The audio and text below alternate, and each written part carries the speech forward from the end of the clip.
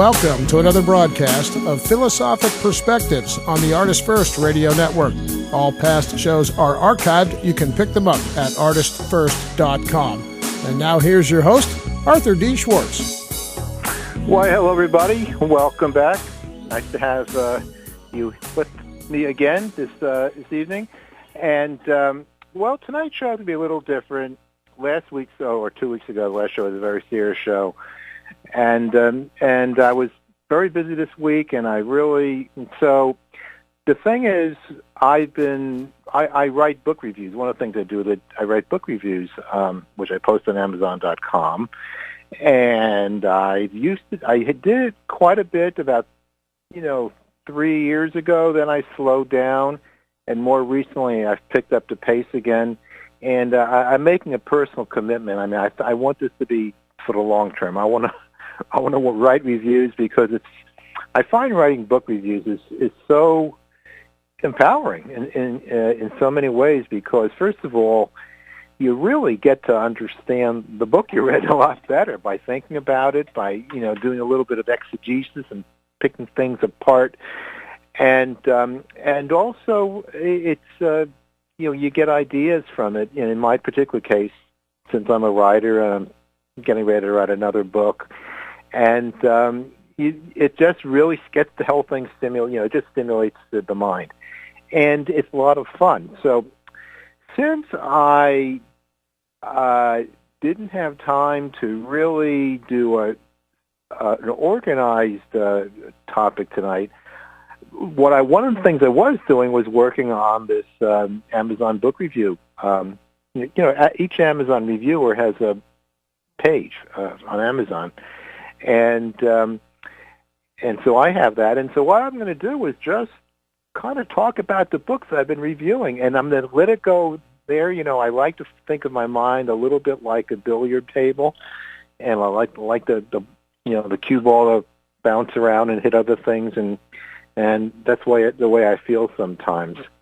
And I think that's definitely what this is going to be today, because if you go to arthurdschwartz.com, my website. Oh no, I don't have to do it on the show page. You can just go to the show page, and Scott just put up the little description. I do have a link to my reviews of books on Amazon.com. And, Scott, I did misspell please. I'll take care of that. I'll take care of it.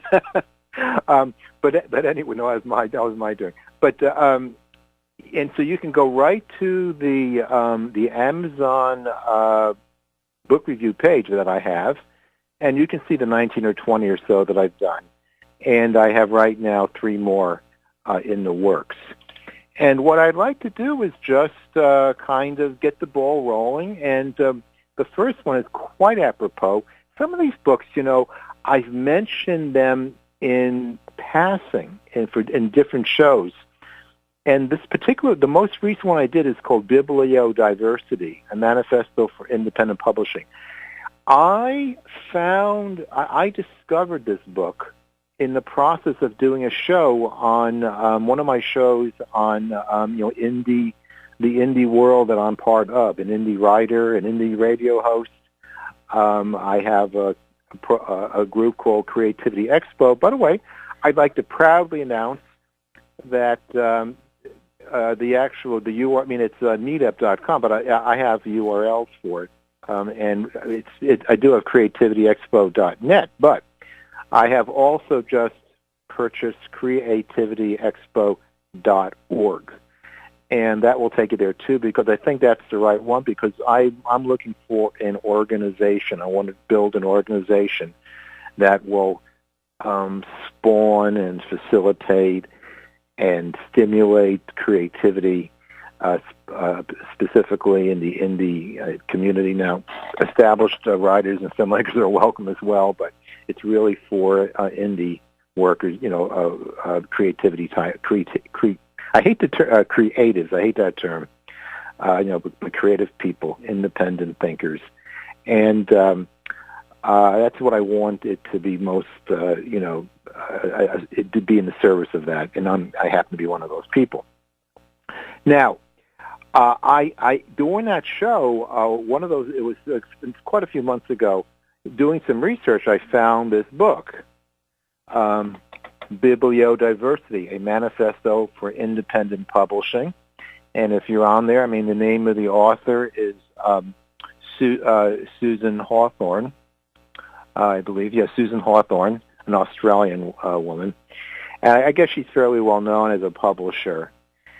And so when on the, I'm just going to get into it now. So on the show I did, I'm not even looking for it, but if you would, if you just go on, you could see it's not the most recent one I did. It goes back a few on creative workers, creative working independent thinkers. You'll see it there, going back probably 6 months. And I was extolling. I read an article, and I was extolling the virtues of it. And but that was before I read the book. I had just read the article, so I made a mental note that I was going to, get this book. And I did get the book, and I got around to reading it. It's a very short book, by the way. It's only like 75 pages. The thing is, I read the book, and I do think it's a very important book, a very good book. But the title of my review is an important book, but a little off the mark. So that's what I get to do as a reviewer. It's a critique, and it is an important book. But I really do disagree with her a little bit. I'm debating with whether I should just read some of these reviews. They're not very long, but I'm just wondering. So, I think, I think I'm going to read this one, and then the others I won't because it'll be too long. But this is, there's no more than, it's like, this one's probably about 800 words, so I don't think that should take too long. And if I think it's dragging, I'll just interrupt myself. But I'll just read it, and because I think it's very apropos, for what I'm doing, for this show, for the ArtistFirst Network, which is indie musicians for the most part and indie writers like myself. And this is a rare book that came out exactly on this subject. So it's a good book, but I do have some criticisms. Okay, here's my. I'm going to read it. Bibliodiversity, a Manifesto for Independent Publishing by Susan Hawthorne, is a serious and much-needed book to help create a path for a flourishing, brave, new world of indie book publishing. Actually, as a quick Google search immediately reveals, self-publishing is as much a return to the past as it is a leap into the future. For starters, William Blake and Jane Austen were self-published authors. Susan Hawthorne is clearly on target when she argues that huge megacorp, that's her term, publishing companies are stifling creativity, originality, and alternatives to the conventional wisdom in all disciplines and literary genres. We see conglomeration in all areas of industry, and I am sure that I am not the only one who misses, more than in a merely nostalgic sense, the small mom-and-pop shops, and especially the small bookstores that are not only emotionally enriching, but as Hawthorne accurately states, often cater to marginal and specialized interests that the large retail operations care little about. I'm just going to magnify this. So I need to zoom it in a little bit. Okay. However, I do have some fundamental issues with bibliodiversity. Hawthorne's manifesto seems to argue that the principal need for change in the publishing industry is primarily political. The political motivations, for example, sexism and anti-feminism, globalism, appears to me to dominate the author's thinking even more than the economic transformations that are occurring in the publishing industry. The term bibliodiversity denotes a metaphorical relationship between biodiversity and nature, in which local and small-scale biological activity is essential for the overall health of the biosphere. By the way, Hawthorne does note that bibliodiversity is not actually her term. It actually was created by somebody else. However, it should be noted that in nature, extinctions naturally occur, and environmental havoc, while sometimes a product of human activity, oftentimes is just a part of the workings of nature. Ice ages and the shifting of the world's continents were very catastrophic, but nonetheless quite natural. Now, the reader should not get the impression that I am one of those crazed disbelievers in climactic warming, because I'm not. I'm speaking for myself here. My point is quite simply that some natural changes are bad for us humans and require a remedy. Example, the need for building a dam to control flooding. I think that Ms. Hawthorne is interpreting the transformational changes in publishing more to politics than to normal economic forces. However, that doesn't mean that we should not counter the anti-progressive and monopolistic practices of present-day publishing. So what I'm saying is I think her book to me was a little bit more political than it really needed to be. But let me just continue. A principal focus of the book is the author's view on what has been a de facto suppression of feminist publishing. For example, she states, an essential, this is in quotes, an essential element in bibliodiversity is feminism, and close quote. Cause and effect become a little blurred here. Is biodiversity a product of feminism, or is feminism a product of bibliodiversity? Or is the answer yes to both questions? In Chapter 9, which is called Fair Trade and Fair Speech, it reveals, I think, Hawthorne's principal agenda. She attempts to make an ethical dichotomy between equality of outcome and equality of opportunity. She notes the paradox of equal opportunity when power interests bias the decision-making process. And, of course, this is an idea behind affirmative action programs that try to make opportunities more equal by leveling the playing field to help offset endemic social biases. However, Hawthorne refers to Betty McClellan's book, Unspeakable, published in 2010. Hawthorne adopts a substitution of the word fair for free and argues that fair trade / fair speech trumps fair free trade, free speech.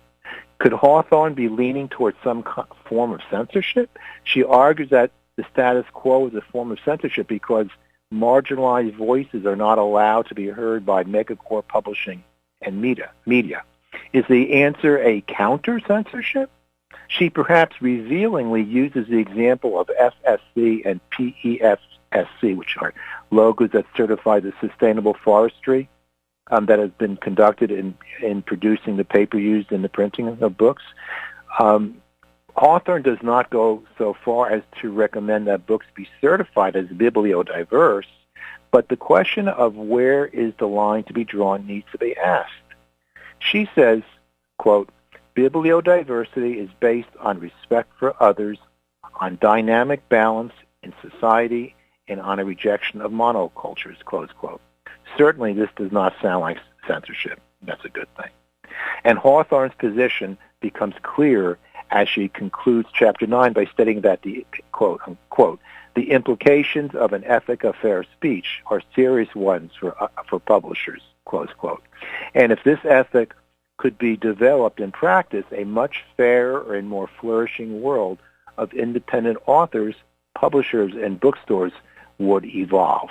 So I'm almost done here, but she is not but trying to, as it seemed to me at one point in that chapter, trying to actually recommend some kind of form of censorship, but she was just recommending an sort of an ethic of publishers making these fair judgments upon, the kind of authors that they're going to produce. But so I continue the last paragraph here. Self-publishers such as myself and anyone in the indie publishing movement, and for that matter, anyone who cares deeply that creating and maintaining a culture that encourages creativity and courage to go against mainstream ideas, paradigmatic principles, and social and political mores will most heartily agree with Susan Hawthorne and her passion for a freer and fairer publishing environment. My concern, however, is that a code of ethics that embodies fairness in terms of novel ideas and unconventional, outside-the-mold traditional publishing could never work. So then I reference my book, Ethical Empowerment, because in that book I coined the term plural perspectivism to signify an eagerness that not merely appreciates diversity, but also challenges us to confront opposing ideas and to test the limits of the conventional wisdom. This type of culture would embrace and support indie artists and thinkers, provided that they are guided by a sense of love and fairness. And I believe an ethic of bibliodiversity would then flow naturally as it becomes a part of the nature of things. Great institutions will actually support and encourage an indie culture. I believe that indie publishing can reach the same level of significance as we see in the indie filmmaking industry of today, for example. A mainstream culture is and always will be necessary, but in America, and I think in Australia as well in many other places around the world, the spirit of innovation by independent artists and thinkers awaits a great awakening. Okay, that concludes my review.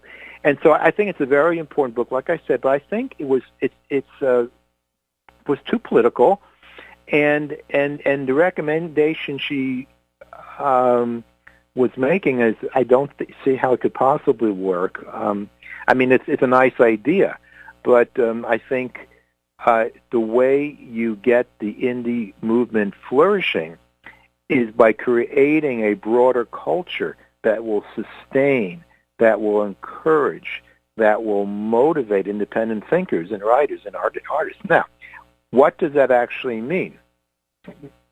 Let me just say again, I'm finished with the review. I'm just going off because this is a very, like I said, I discovered a book in researching a little bit one of my shows, and it's very near and dear to my heart. But I do feel the author is, missing the point a little bit, because what we really need is inspired industrialists, inspired people who are, I'm trying to look for the word, but titans of industry, leaders, political leaders, economic leaders, business leaders, university leaders, academic leaders, leaders in the society. This is my point that I make over and over again, that they need, if they are truly genuine and can think outside the box, they need to themselves encourage an environment that allows independent thinkers who are outside the larger institutional bodies to be able to flourish, to produce, and to create, because it will help them. It would help absolutely everybody. It will be a win-win proposition. This reminds me of one of my concepts in my book that I called institutes of institutes of contra-paradigmatic research. In other words, centers that explicitly go after, trying to defeat paradigms, trying to prove that science is wrong in certain respects, or certain technological methods might be wrong. Instead of rather what the true case happens to be, what we really have now is just, professors, losing their tenureship and stuff, and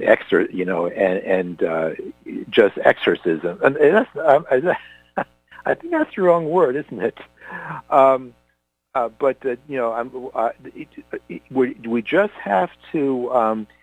We want to encourage people to think outside the box. We want to encourage people to be independent, and so a good way of doing that is to support and to encourage indie creative people, creative thinkers, creative artists, creative filmmakers, creative inventors, creative authors. That's what we need. And that doesn't, and it's really funny. It's really almost kind of pathetic that the mainstream is actually afraid of us. we might say. Well, they are. I mean, they quite clearly are. And, I can see, maybe they should be. But the reason they should be is because it's a flaw in society. What society needs is institutions, a good old conservative academic institutions. It's fine and dandy. I think it's fine. But we also need those very same institutions to embrace the independent thinkers. It wasn't always this way. I mean, the economic system was not always set up so that there's so much money that is invested in people just towing the line that there was a time where a lot of authors were just sitting in the room writing. And it really has not always been an institutionalized culture. And so while I'm not suggesting we actually turn back the clock to sort of to the Dark Ages, and the Dark Ages had their institutions too, I understand. But I'm looking at a new kind of society where while there always will be institutions, there will always be paradigms, we need to somehow have embedded in the very fabric of society the indie, creative impulse that the natural instinct of society is to help it, is to support it, because all will benefit, society will benefit, and even the status quo or the priests of the status quo or the perpetuators of the status quo won't have to feel threatened either, because it's all about gaining knowledge. So anyway, I did get off on a track, and so you can see there's only so many books we're going to talk about, because I probably, that's probably about 40% of the show right there. But that book was called Bibliodiversity, a Manifesto for Independent Publishing, and Susan Hawthorne is the author. I do recommend it. I gave it 4 stars. I didn't give it 5 stars because of the reasons I explained. It's still, though, a very important book, and I think anyone who is an independent author, self-publisher, small publisher, anyone who has an independent radio show like I have, and if you are an independent inventor who's working, and who can't get funding for, or can't even afford to get a patent. By the way, that just my thinking is very, I have all these ideas that are very closely related, because another one of my ideas that I have in my book, Ethical Empowerment, is a whole new patent system. And it's very, very similar to what we're talking about here. We need to encourage inventors who might be broke and can't even afford a patent. Does that make sense? I don't think so. If you got an ounce of sense in you, what we want to do is get inventiveness and creativity in our culture. And so it's a very similar idea, yet at the same time encouraging profit and economic flourishing.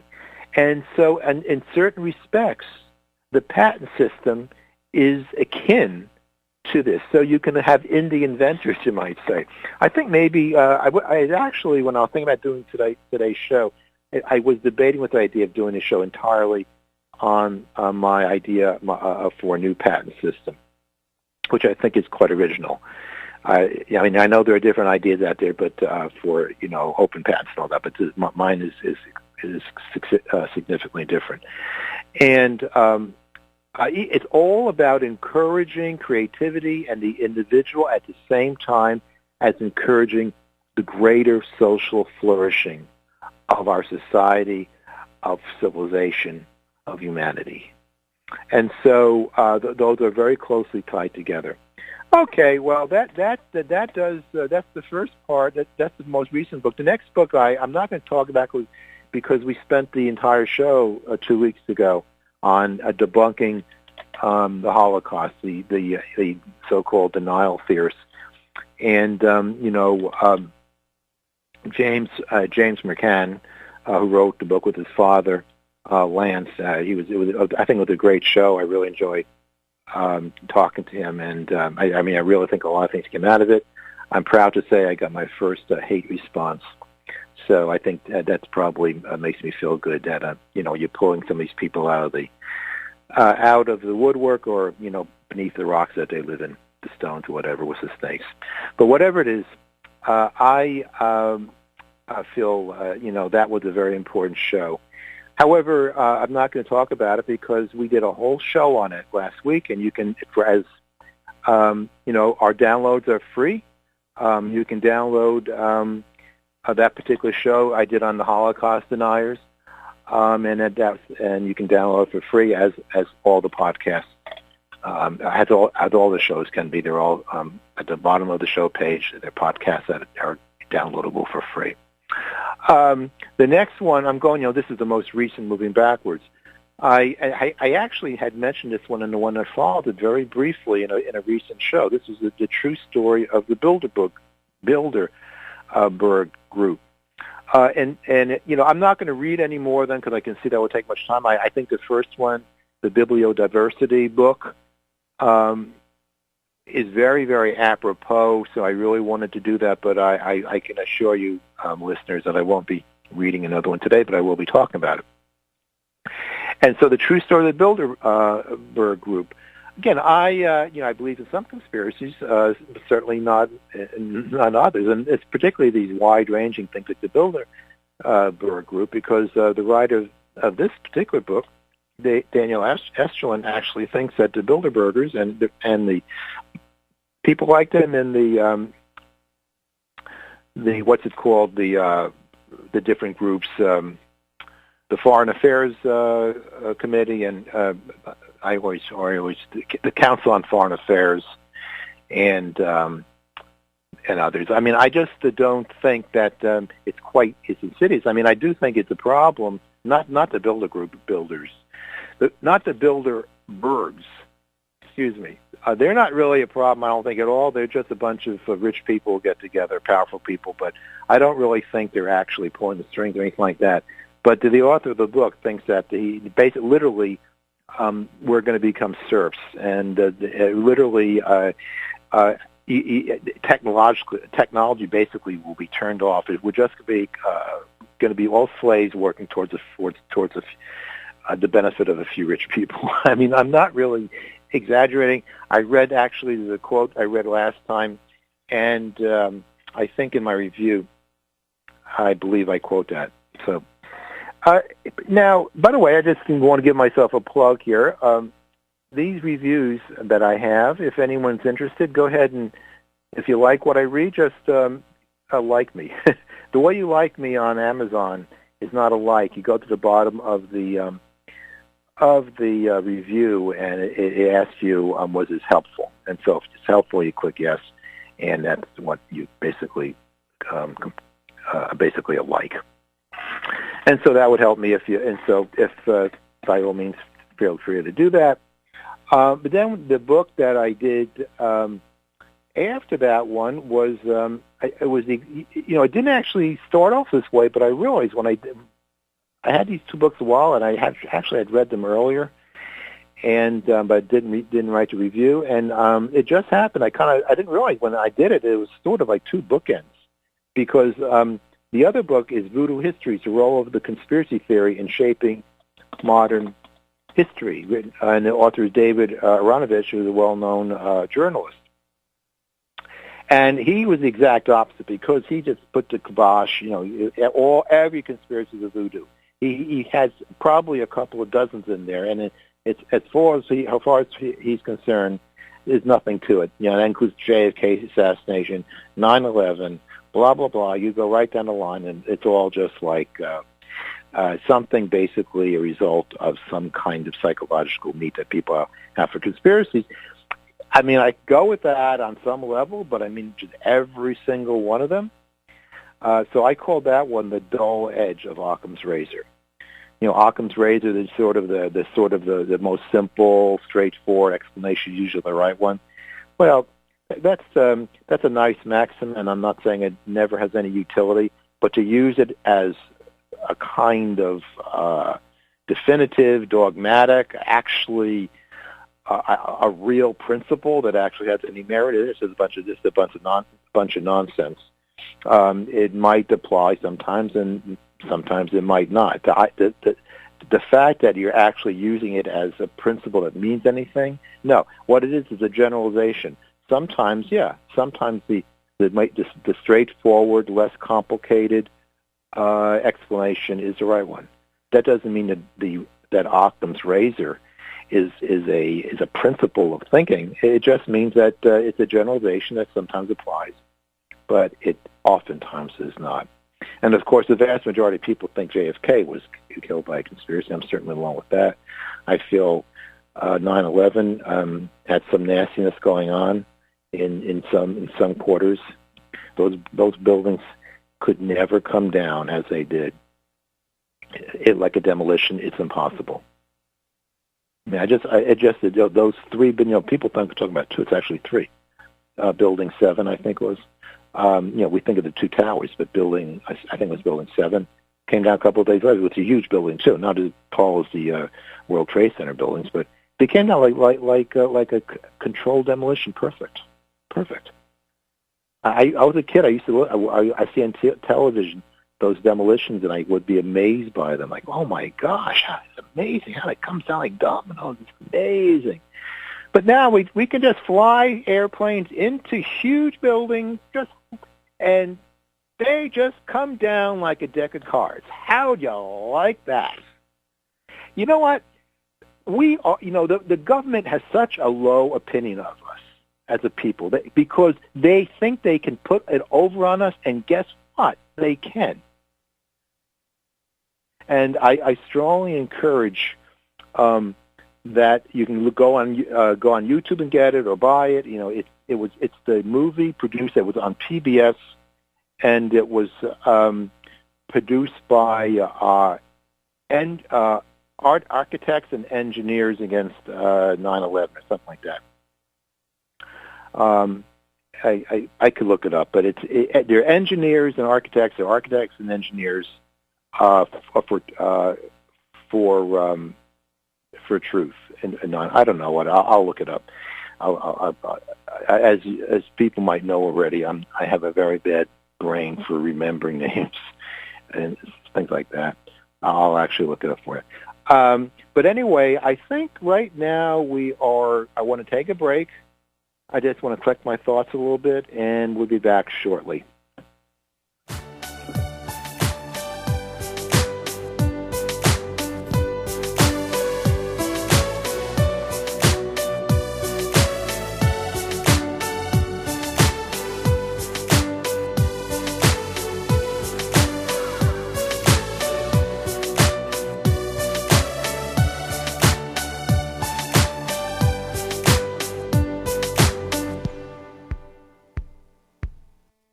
This is George Thorogood of the Destroyers, and you're listening to ArtistFirst Radio. In Ethical Empowerment, Virtue Beyond the Paradigms, Arthur D. Schwartz presents an ethical theory that is a framework for evaluating moral conundrums that go beyond legalistic rulemaking, dogmatism, and preconditioned thinking. The book is as much an ethical framework for unconventional ideas as it is for staying with convention. Ethical Empowerment is a manifesto of non-doctrinaire perspective. Ultimately, the hypnotic thinking of ideology and dogmatism can only be overcome by returning to the true source and essence of morality, which is nothing less than universal love. Discover how the philosophically liberating approach of the ethical empowerment can be applied to the range of ethical, social, and political controversy. Read about a plan to eliminate all political parties. Entertain the possibility of an overhaul of the patent system and its replacement with a system that rewards inventors while eliminating monopolistic control of patents and technological suppression. Many other transformative ideas are discussed in the book, including issues related to the monetary system, real estate, scientific paradigms, and a rational approach to conspiracy theory. While ethical empowerment will challenge your mind to consider new perspectives, The ethical challenge is always to keep the diversity, depth, and breadth of perspective within the boundaries of love. Ethical Empowerment is available at Amazon.com and most online booksellers in both print and e-book editions.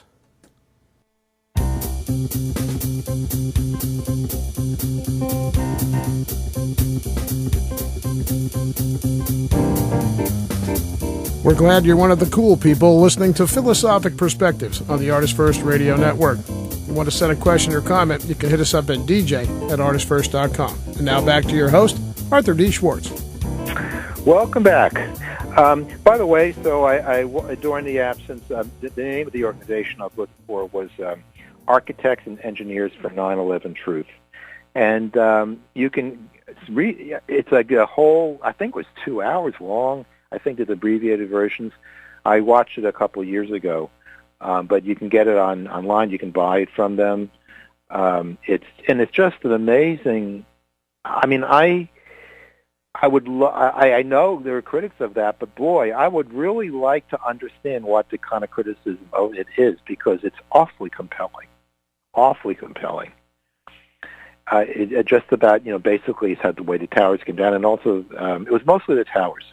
And Building 7. Building 7 is really even more suspicious because it had it wasn't hit by aircraft. It was just had some small fires in there, and of course, never in the history of the world has high rises collapsed because of fire, and yet here we have 3 in the period of 3 in minutes apart, and another one a couple of days later.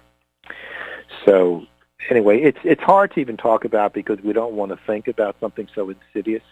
And I want to, for the record, I mean, I don't think, even though I think there might have been an inside job, you might say, I don't really believe it was a conspiracy of most of the leaders. I mean, there might be one in particular which I won't name, but you can probably figure out who I'm thinking about, who might be involved. But it's the shadow government, and I don't think that makes me a crackpot to say that. And the United States government too. The part of the brilliance of our government is because it is decentralized and all that. But you know what? That also does have its dangers because it is so decentralized. There is a possibility for these shadow, these entrenched groups that just have, it's basically, they're pulling the strings. I know I'm sounding like a crackpot, but and I don't really, I'm not really that extreme. I'm just saying that I think there is that element, and I personally think it certainly was involved in the Kennedy assassination. And of course, I'm not the only one to think that. All right, so. I mentioned the Bilderbergs, and I think that's pretty much like what I say was a nice anti-utopia. I call it the book. The title for that review was A Book of Fiction. To me, that was a book of fiction. It's like an anti-utopia, like 1984, and his vision is pretty much like 1984.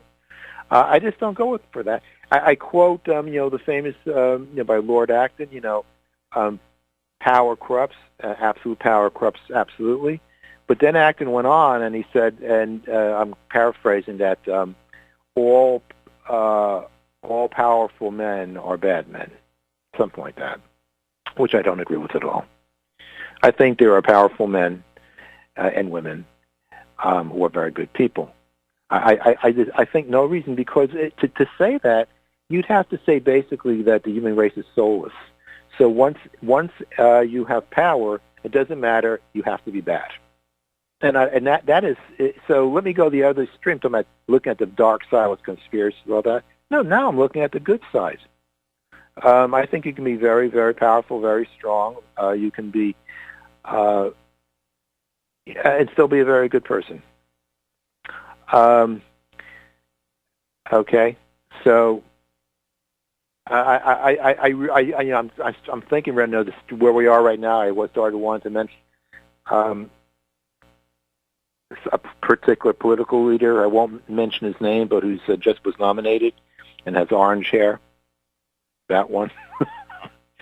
I'm not going to even comment. I don't think he's a bad person, but like I said in the last show, he does not deserve to be president just alone by the things he's done in politics. That's very dangerous. I mean, concerning anti-Semitism, the way he plays around with those symbols and has these, taking things out of context from white supremacy sites and all this stuff. I mean, I don't think he's a racist even. I really don't. But he's showing that he is unafraid to use very, very powerful symbols that can cause a catastrophe. And so on that basis alone, he has no business being the leader of the United States or for that matter, any country. That's my view of it. So I'm not saying that Hillary is perfect, but I'm certainly voting for her. I think Hillary could be a good president. She's made mistakes, but you know what? She does one thing that Trump doesn't do, and it's one of the most important things a person could do. It's to acknowledge mistakes and to acknowledge error. I mean, that is, I think, the single most important principle that a person can have. And you know what? Trump doesn't do that. I just heard on the radio that, with this thing about the play. Here we go. I said I'm not going to talk about it. I'm talking about it, but I'm going to just wrap it up. The plagiarism of Mrs. Trump, and she plagiarized, or the script, the speechwriters plagiarized the passages, clearly plagiarized from Michelle Obama. I mean, I saw it on Jimmy Fallon. I mean, it's put back to back. I mean, there's no question whatsoever.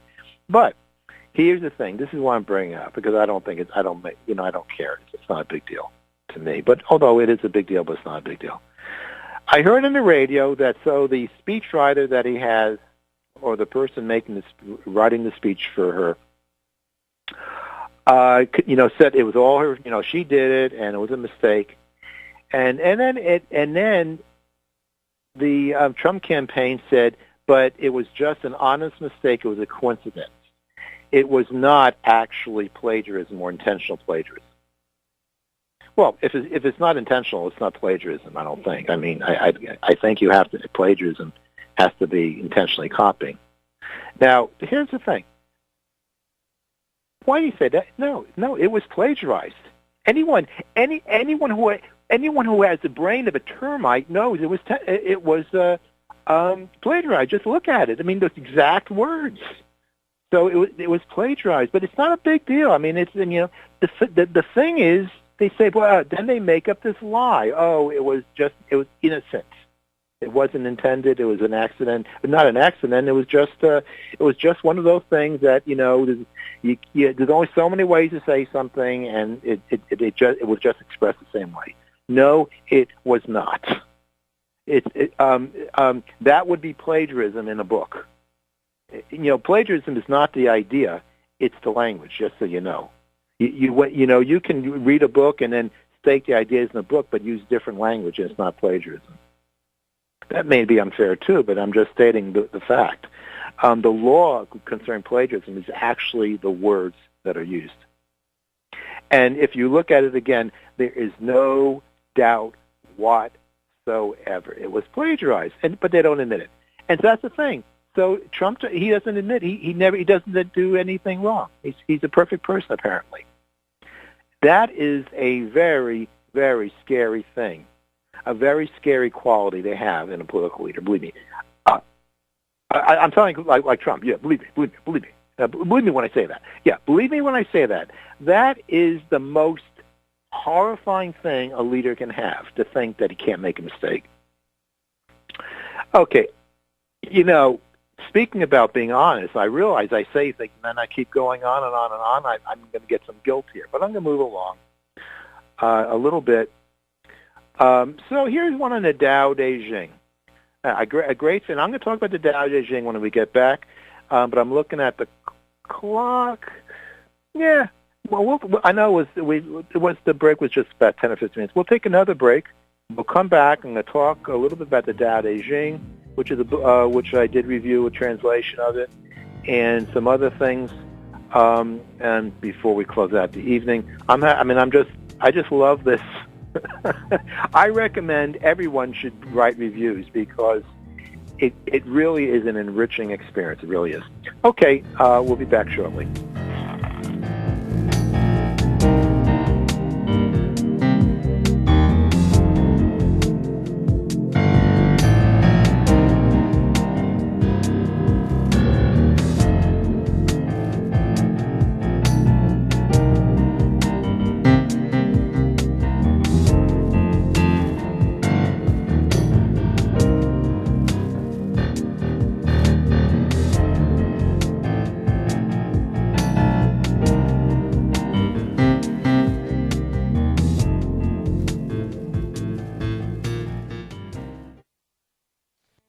This is Arthur D. Schwartz.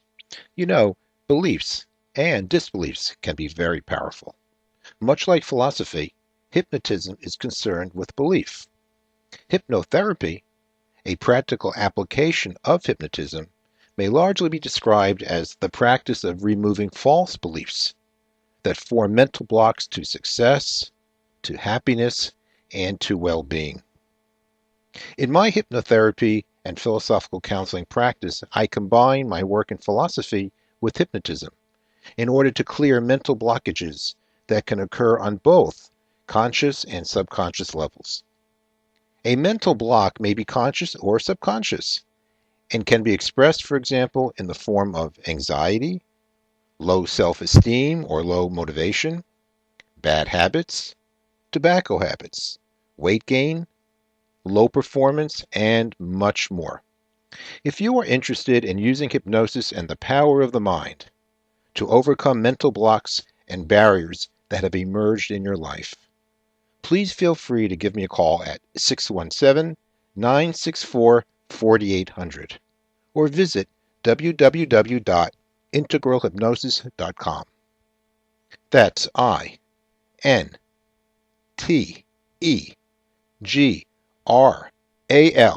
hypnosis.com. Hi, this is K-Nut from Norwegian band Tripod. Check us out at facebook.com/tripodofficial. You are listening to the ArtistFirst Radio Network.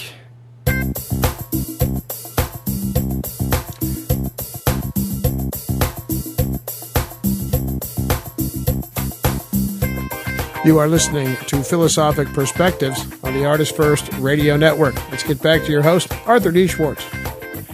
Welcome back again. Well, I left off on this just joyride and having going through the reviews I've done over the past several years. I'm looking at one now I did in April 29th, 2014. It was on the Tao Te Ching.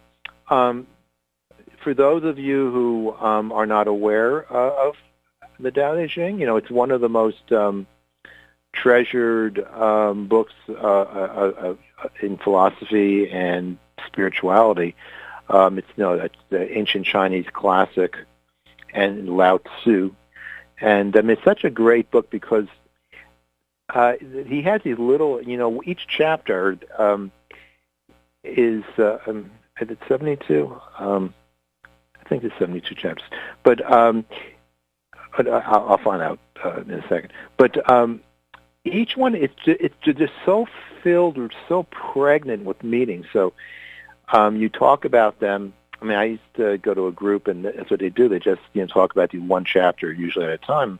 It's just a few lines, and it's just you can just talk and have whole conversations. And so the Tao Te Ching is really it's a wonderful book.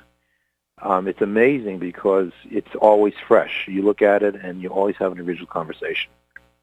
And so I just had this is my little. Most of my reviews are really lengthy, but this one I can read because it's only 4 lines long. Okay, so the book was a translation by apparently an Indie author, Indie translator.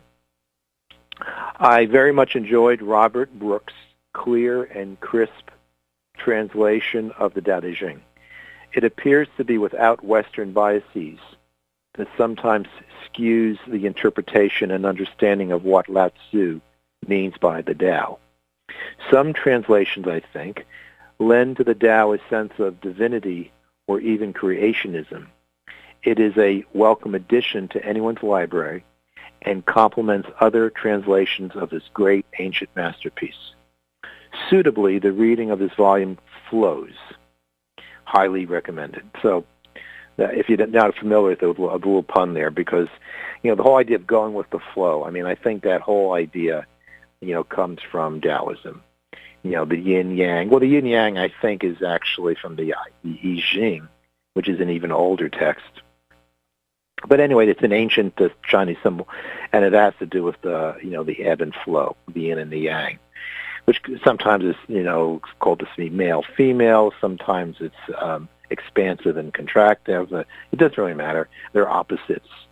And so I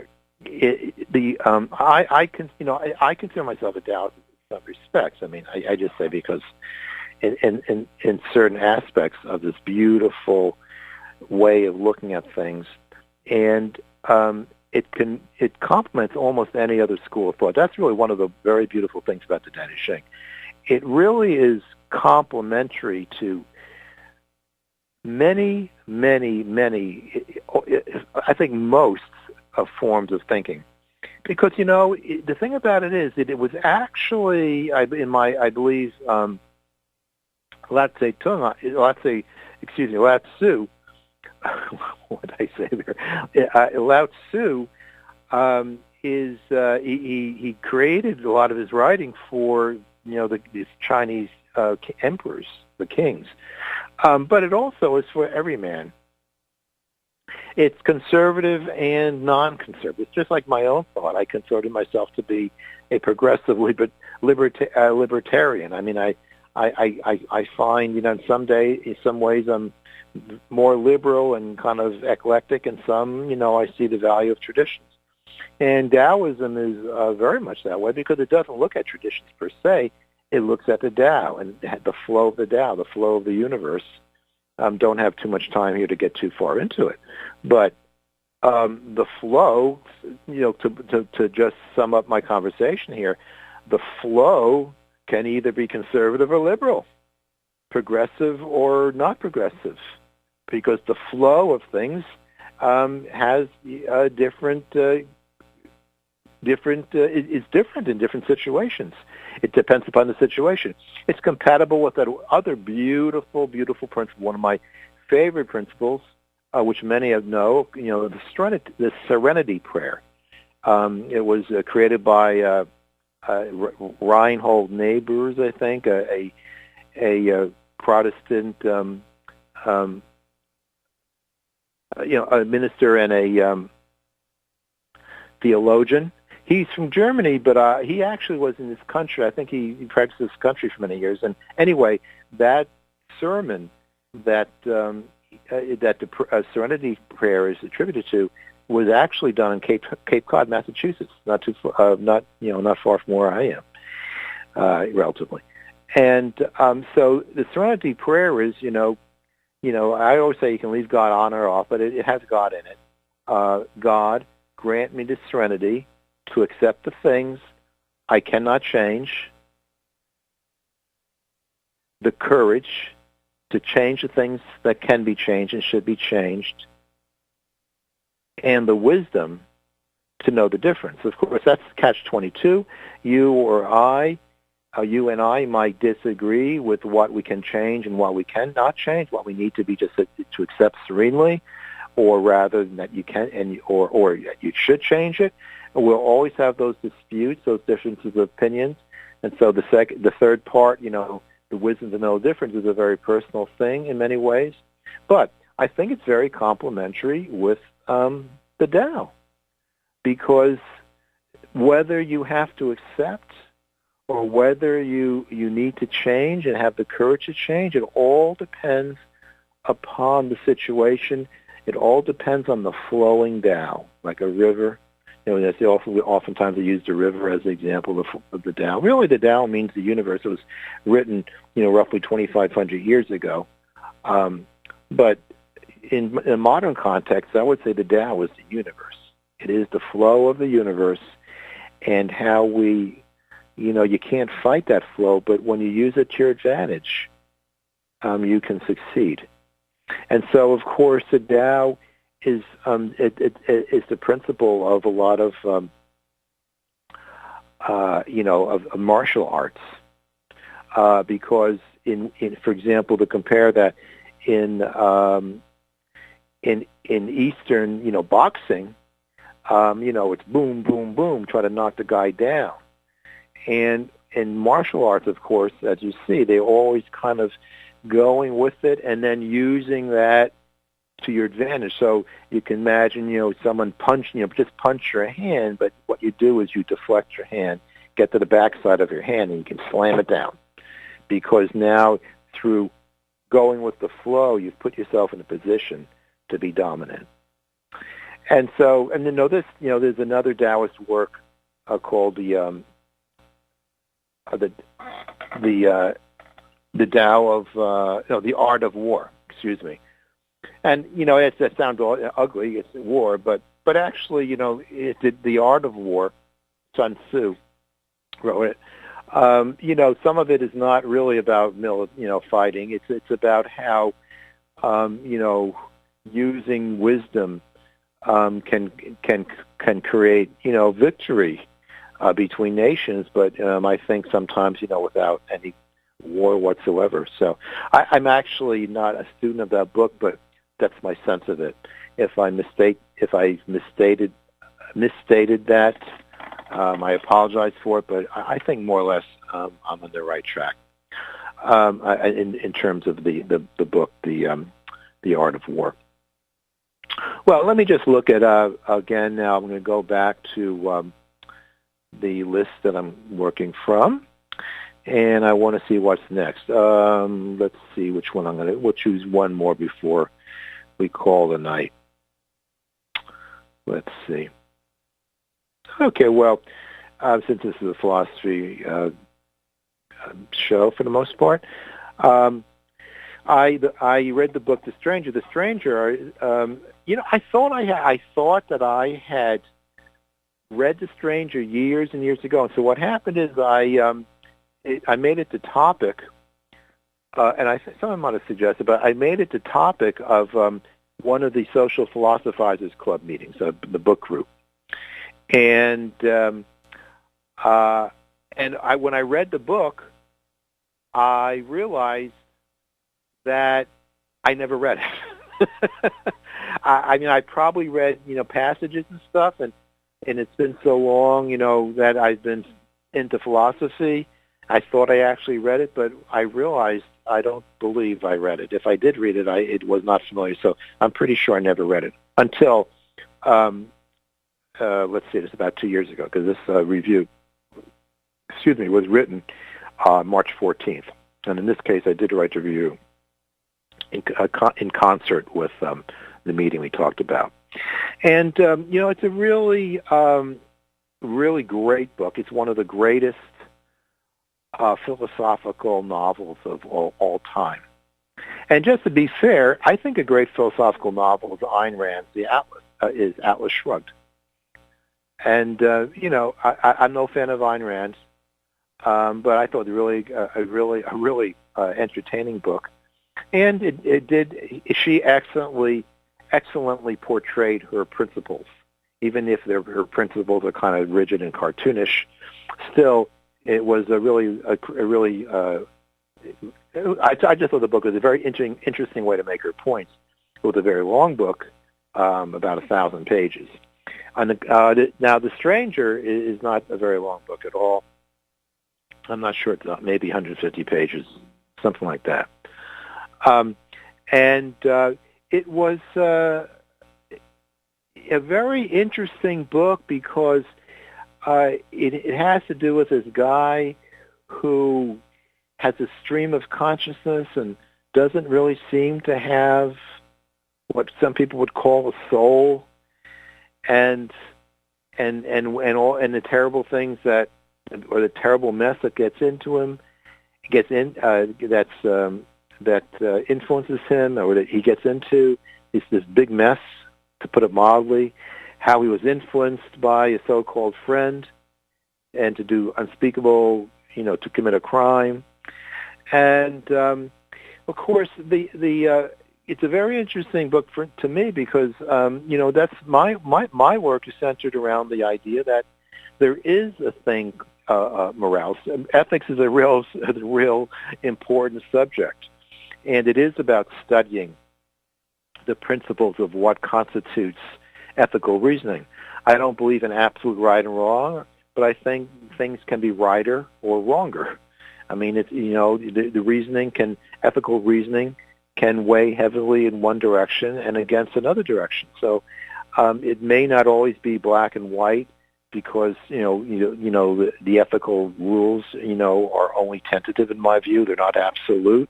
Almost any of them, if in extreme circumstances, can lose their application.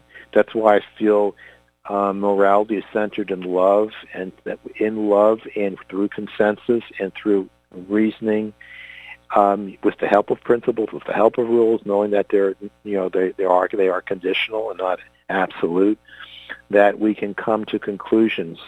And when we're guided by loving intention, we can truly find peace and love in the world. So the book The Stranger by Albert Camus probably doesn't really fall into the category of that. As a matter of fact, I think I can read the very end of this because I remember. Let's see if I'm right about this because I wrote it quite a while ago. There also needs to be a foundation for understanding the distinction between absurdist philosophy and mental illness. I think that Foucault addresses some of this in Madness and Civilization. That's a book I should review also. I've read that. And Meursault, he's the character in the book, could have been criminally insane or merely forced upon us unless we want to defend the indefensible or excuse the inexcusable. Who can possibly doubt that life is brimming with absurdity? Meursault, however, falls into the pit of darkness where boundaries and distinctions are ignored at great peril because, while they are often murky and ambiguous, they are also, in principle, the only things that not only distinguish absurdity and amorality from what is not absurd or is not amoral, but are indeed the very things that make philosophy and the theater of the absurd possible. So even there, I think there are boundaries, and that the character Meursault, of course. Well, I'm not going to say of course, but did he had no boundaries, and so there are boundaries. I certainly think there are more boundaries than perhaps Camus would have argued. I would think. But I also, don't believe in absolutes. I think we need to think outside the box. Ethical reasoning is not always simplistic. There's no black and white necessarily, or generally not. I mean, I shouldn't say not. I think it can be black and white, but oftentimes it's not black and white. And so we have to make these judgments that are based upon assessments of the situation.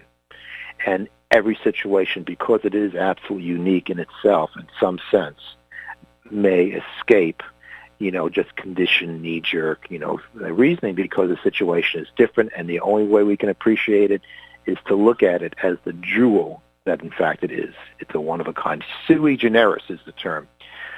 Sui generis means absolutely unique, and every instant is, to some extent, sui generis, absolutely unique.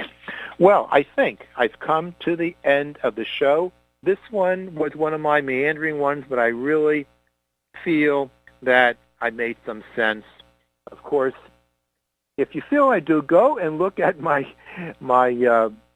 book review page, and if you like some of them, go give me a yes or when others alike. It basically clicked it where it says yes. It was helpful. Okay, so this concludes another show. Thank you very much for listening. And Scott, once again, he's always a great help to me, and I appreciate him so much. But this now does include tonight's broadcast. For links to my book, Ethical Empowerment, my philosophical counseling and hypnotherapy practice, and the Social Philosophizers Club, please visit arthurdschwartz.com. And this is Arthur D. Schwartz, reminding you to live well and think deeply. So until next time, good night, everybody.